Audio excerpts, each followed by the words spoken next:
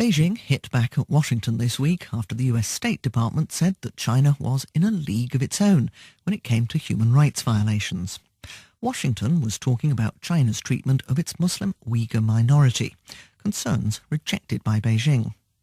China, in turn, accused Washington of double standards, including a lack of media freedom.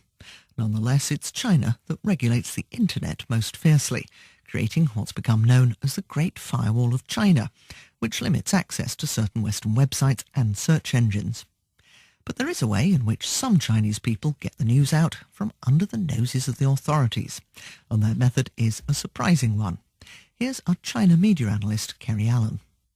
There's no Google, Twitter, Facebook, YouTube or Instagram in China, only their Chinese equivalents. They were all shut down years ago once the government realised that they could give people access to independent media that contradicted Communist Party rhetoric.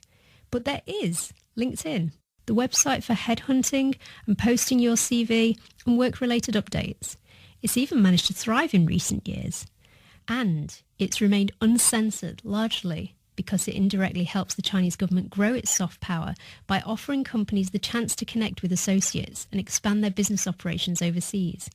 According to its website, it has more than 44 million Chinese users. That's about 6% of China's online community.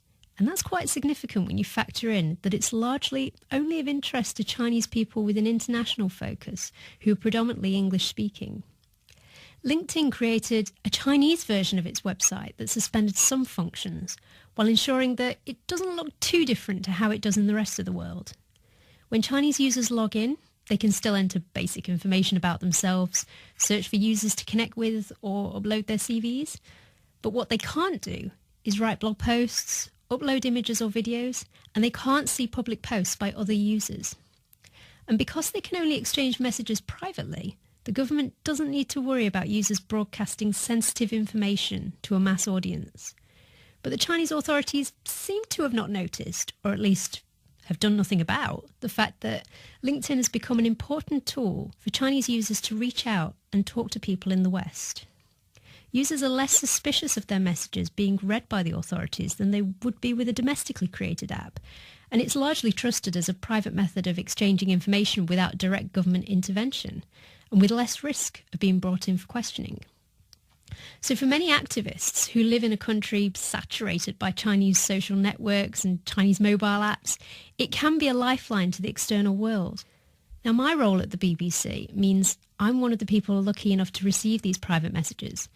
In recent months, for example, I've received messages from people in China flagging up large-scale protests, which the government never reports on. It sees protests as evidence of dissent and it blocks any stories about them. I've also received messages from users related to activities in the Xinjiang Autonomous Region in northwest China. That's an area really tightly controlled by the Chinese authorities. But LinkedIn isn't fireproof.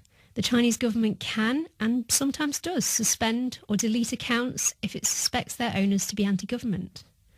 One was told by LinkedIn, "While we strongly support freedom of expression, we recognised when we launched that we would need to adhere to the requirements of the Chinese government in order to operate in China."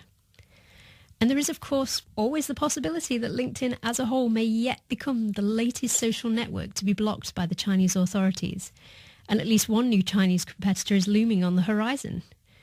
But students of irony may relish the fact that quiet little LinkedIn, the business website that would rather die than cause controversy, has become a vital source of the kind of news that in China, at least, isn't fit to print. Kerry Allen.